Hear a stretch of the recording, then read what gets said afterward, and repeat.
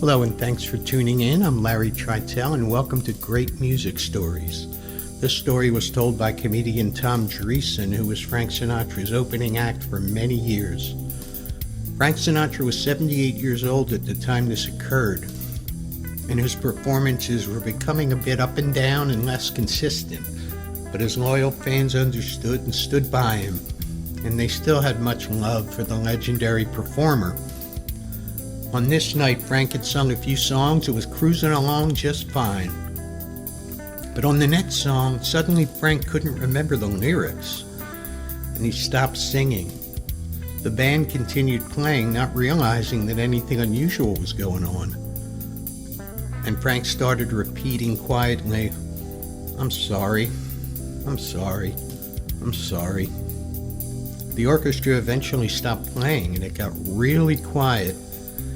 And it looked like it might be time, after a long and amazing career, for Frank to put his tuxedo into storage and fade off into the sunset.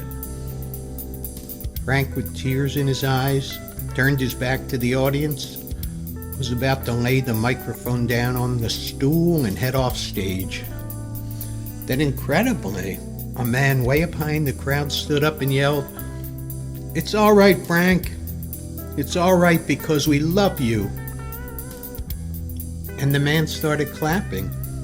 Soon others around him began applauding too, and this grew and grew until the whole crowd was cheering for Frank.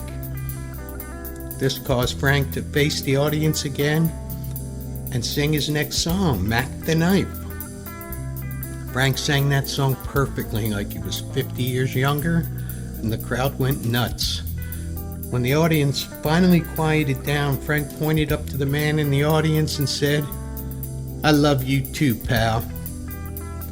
Frank went on to sing for 2 more years after that special moment. How great is that? I hope you enjoyed this story.